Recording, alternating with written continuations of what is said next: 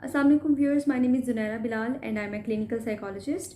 I'm practicing CBT, behavior therapy and career counseling in a private setup.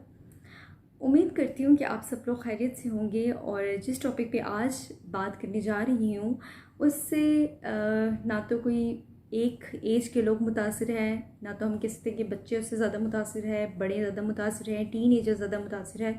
ये वो मसला है जिससे पूरी की पूरी यूँ कह लें कि पाकिस्तानी आवाम ही हर लेवल पे मुतासिर हो रही है। मैं बात कर रही हूँ पाकिस्तानी ड्रामास की। ये ड्रामास जहाँ तक इंटरटेनमेंट का तो एक ज़रिया है ही, उसके साथ साथ ये अखलाकियात और नफ्सियात पे भी बहुत बड़े असरात मुरतब कर रहे हैं। पाकिस्तानी ड्रामास की जहाँ तक बात की जाए तो शुरू से ही इसका एक मयार रहा है और बहुत से लाजवाब ड्रामे जो कि लोग अभी भी याद रखते हैं, उनको देखना पसंद भी करते हैं।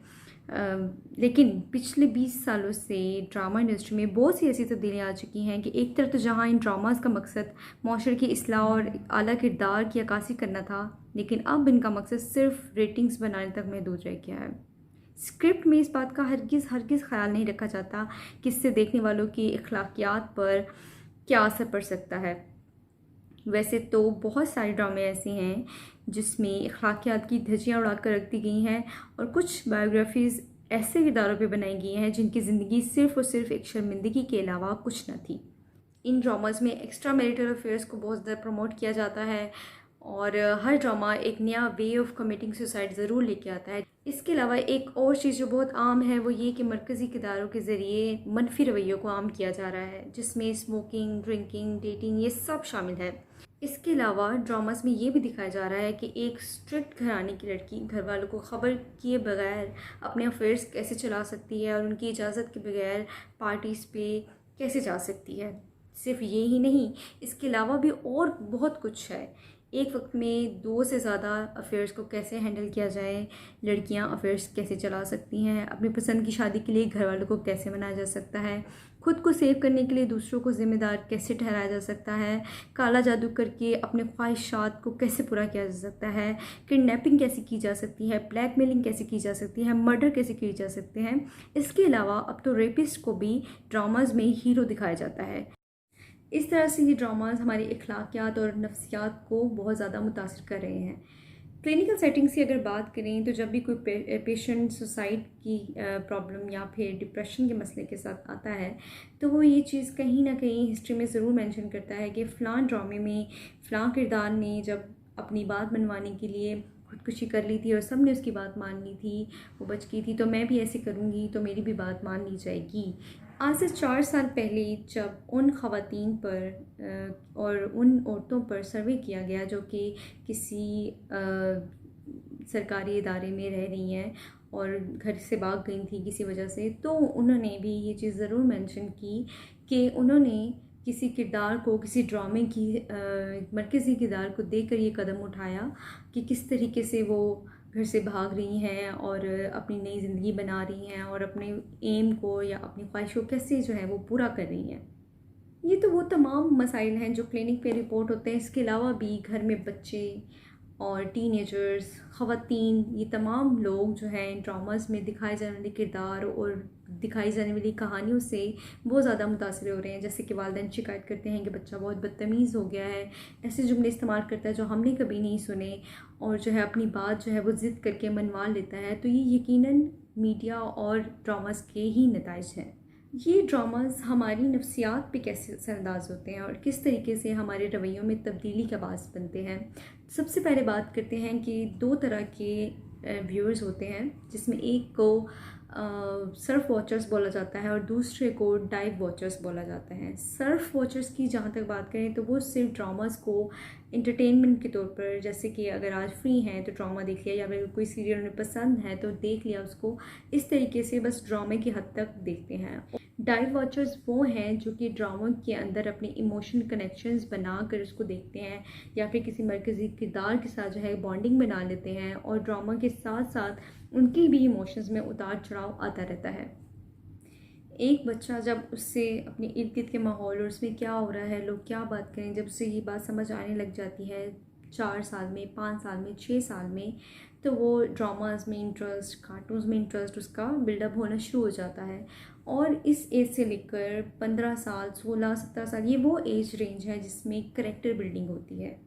कैरेक्टर बिल्डिंग मतलब कि उसके किरदार की तश्कील होती है, वो कैसा होगा, उसकी आदतें कैसी होंगी, उसका टेम्परामेंट कैसा होगा, ये सब चीज़ें इस टाइम पे जो है वो बन रही होती हैं। इस एज में लोग ना तो नसीहतों से सीखते हैं, ना ही बुक्स से सीखते हैं, ना ही किसी की कही हुई बात से सीखते हैं। जो मेन चीज़ उनके सीखने में अहम किरदार अदा करती है वो है मॉडलिंग, यानी कि दूसरों को देखकर सीखना। कोई शख्स कैसे खाना खा रहा है, जैसे घर वाले कैसे खाना खा रहे हैं, वो भी उसी तरीक़ों को अपनाएगा उन्हें देखकर।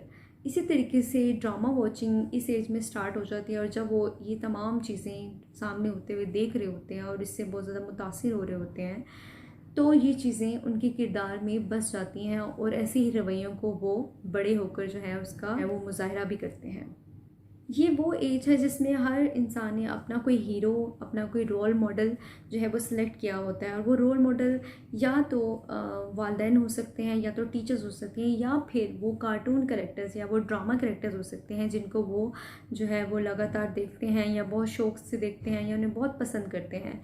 और इनकी शख्सियत में उन किरदारों का बिहेवियर, उनकी पर्सनैलिटीज़, उनका टेम्परामेंट्स, वो भी इनके अंदर जो है वो एब्जॉर्ब होने शुरू हो जाता है, और वो इसी किस्म के रवैयों को आगे चलकर भी जो है वो अपना लेते हैं, और इनकी शख्सियत भी उन्हीं रवैयों की वजह से मुतासिर होती है। अब बात करते हैं नौजवान नस्ल की, जो करेक्टर बिल्डिंग से निकलकर करेक्टर ग्रूमिंग की तरफ आ जाते हैं। और इस एज में जो वो रोल मॉडल्स अपने लिए सेलेक्ट करते हैं उसमें कुछ खूबियाँ होना ज़रूरी होता है। सबसे पहली बात तो जेंडर को ये बहुत ज़्यादा प्रेफर करते हैं। अगर लड़के हैं तो वो लड़कों को फॉलो करना पसंद करेंगे, लड़कियां हैं तो लड़कियों को फॉलो करना पसंद करेंगी। इसके अलावा एज मैटर करती है कि अगर कोई 16-17 साल का है तो वो भी इस एज रेंज के किरदारों को या फिर सेलिब्रिटीज़ को पसंद करेगा। उसके अलावा और बहुत सारी चीज़ें, जैसे कि उसके पास कितना फेम है, उसके पास कितनी दौलत है, और उसका लाइफस्टाइल, ये सब चीज़ें रोल मॉडल सेलेक्ट करने में हेल्प करती हैं। और कुछ पर्सनल इंटरेस्ट जो हैं और कुछ कंपैटिबिलिटीज़ जो हैं उसको रोल मॉडल सेलेक्ट करने में मदद करती हैं। जैसे कि कोई क्रिकेटर किसी को पसंद होता है, अगर किसी को क्रिकेट में इंटरेस्ट है, अगर किसी को जो है फिल्म्स में इंटरेस्ट है, तो कोई फिल्म सेलिब्रिटी उसको एज अ रोल मॉडल होती है उसके लिए। तो इस एज में जब उनकी कैरेक्टर बिल्डिंग हो चुकी है और ग्रूमिंग की तरफ वो आ चुके हैं, फिर भी ये शख्सियात, ये सेलिब्रिटीज़, ये क्रिकेटर्स, एक्टर्स, सिंगर्स जो हैं वो उनकी शख्सियत को बहुत ज़्यादा मुतासर करते हैं, और ये भी अपनी आदतों को, अपनी पसंद नापसंद को उनके मुताबिक ढालने की पूरी कोशिश करते हैं। सबसे इम्पॉर्टेंट चीज़ वो ये कि इन्फीरियॉरिटी कॉम्प्लेक्स का सामना करना पड़ा है हमारी यूथ को। वो समझते हैं कि ये आर्टिस्ट, ये सेलिब्रिटीज़, ये ड्रामास में जो लग्जरी लाइफ दिखाई जा रही है ये एक्चुअली में ऐसी है, और हम इससे बहुत पीछे हैं, और हमें ये हासिल करने में पता नहीं कितना वक्त लग जाए, और हम पता नहीं कभी ऐसे हो भी पाएंगे या नहीं। तो ये चीज़ उनके अंदर एक एहसास कमतरी पैदा करती है। दूसरी चीज़ जो कि इन ड्रामास की वजह से लोगों में देखने में आई है, वो ये है कि सेल्फ़ इस्टीम जो है बहुत मुतासिर हो रही है। ये दोनों तरीके से मुतासिर हो सकती है। एक तो ये कि सेल्फ़ इस्टीम बहुत ज़्यादा लो हो रही है, जैसे कि ड्रामास में दिखाया जा रहा है कि एक 14-15 साल का लड़का है जिसको घर वालों ने इतनी बड़ी गाड़ी लेके दी हुई है, उसके पास हर तरह की सहूलत मौजूद है, और जो उसको देख रहा है वो ये सोचता है कि मेरे पास ये चीज़ें नहीं है तो मैं कुछ कर भी नहीं सकता, मैं उस मकाम पे पहुंच भी नहीं सकता।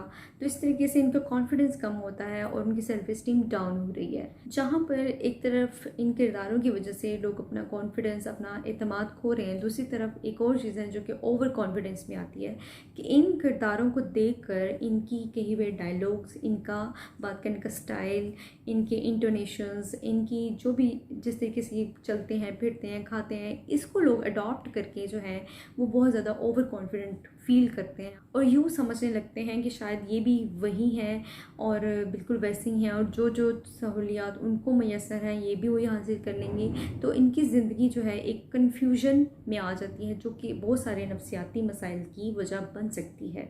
हमारी यूथ को, हमारी आवाम को हर चीज़ जल्दी जल्दी चाहिए, हर तरीका जो गलत है और वो जल्दी उनको मंजिल तक पहुंचा दे, या फिर जो वो हासिल करना चाहते हैं वो उनको मिल जाए, वो अपनाना चाहते हैं। तो एक इनकी शख्सियत में तेज़ी पाई जाती है। ये बस अपना काम बस डन चाहते हैं कि किसी तरीके से काम हो जाए, चाहे सही हो गलत हो, इस चीज़ की इनको कोई परवाह नहीं है। तो ड्रामास में दिखाने जाने वाले किरदार जो हैं वो बिल्कुल ही जो है वो फैंटेसी बेस्ड होते हैं, वो फिक्शन बेस्ड होते हैं, लेकिन ये लोग चाहते हैं कि इनकी ज़िंदगी भी वैसी हो, तो ये एक कन्फ्यूजन में अपनी ज़िंदगी गुजारने लग जाते हैं। तो ये तमाम नफ्सियाती मसाइल जिसका मैंने अभी ज़िक्र किया है, ये तमाम लोगों में या तो 10% या तो 15%, 20%, 50% या 80% ज़रूर पाए जाते हैं। लेकिन मसला तब पैदा होता है जब ये तमाम चीज़ें ऐड अप होकर किसी की शख्सियत को बिगाड़ दें। और ये ड्रामास भी यही काम कर रहे हैं कि ये किरदार की तश्कील करने की बजाय किरदार कशी को जो है वो बढ़ावा दे रहे हैं। और बहुत सारे मसाइल, बहुत सारे सुसाइड केस, बहुत सारे डिप्रेशन केस इन ड्रामास की वजह से देखने में आ रहे हैं। या फिर आपको लगे कि हम इन मसाइल की तरफ जा रहे हैं ड्रामास की वजह से या बहुत ज़्यादा टीवी देखने की वजह से, तो आप क्या क्या चीज़ें कर सकते हो। सबसे पहली चीज़ बहुत इजी कि अपना वॉच टाइम जो है उसको लिमिटेड करें, क्योंकि हमारे पास जो है अब टीवी के अलावा मोबाइल्स पर हर जगह पर हम जो भी प्रोग्राम देखना चाहें वो अवेलेबल होता है जिस टाइम पर हम देखना चाहें। तो हम ये कर सकते हैं कि अपनी रूटीन में से एक ख़ास टाइम जो है वो इन ड्रामास के लिए निकालें, ताकि वो सिर्फ़ और सिर्फ जो है वो टाइम एंटरटेनमेंट के लिए हो ना। अगर आपको लगे कि किसी ड्रामा की वजह से या किसी किरदार की वजह से आपकी अपनी पर्सनैलिटी में कुछ चेंजेस आ रही हैं, घर वाले आपको बता रहे हैं कि तुम पहले ऐसे नहीं थी, अब ऐसे बोलने लग गई हो, चलने लग गई हो, या इस तरीके से तुम बिहेव करने लगी हो, वो कोई भी चीज़ हो सकती है, तो आपकी शख्सियत पे ये ड्रामास जो हैं वो लाशअवी तौर पर असरअंदाज हो रहे हैं। तो आप इसको हल कैसे कर सकते हैं? आपने डाइव वॉचर से सर्फ वॉचर में आना है कि ड्रामास को जो है उनको अपनी ज़ाती ज़िंदगी में इन्वॉल्व नहीं करना, उस पर आप क्रिटिकल एनालिसिस किया करें। ये सबसे आसान हल है कि इसमें क्या क्या गलतियाँ हैं, करैक्टर की क्या क्या गलतियाँ हैं, या फिर आपस में अक्सर लोग डिस्कस कर रहे होते हैं कि इस ड्रामा में ये चीज़ जो दिखाई गई है वो ऐसी नहीं होनी चाहिए थी। तो ये चीज़ जो है बहुत इफ़ेक्टिव है आपको नफ्सियाती मसाइल से बचाने के लिए।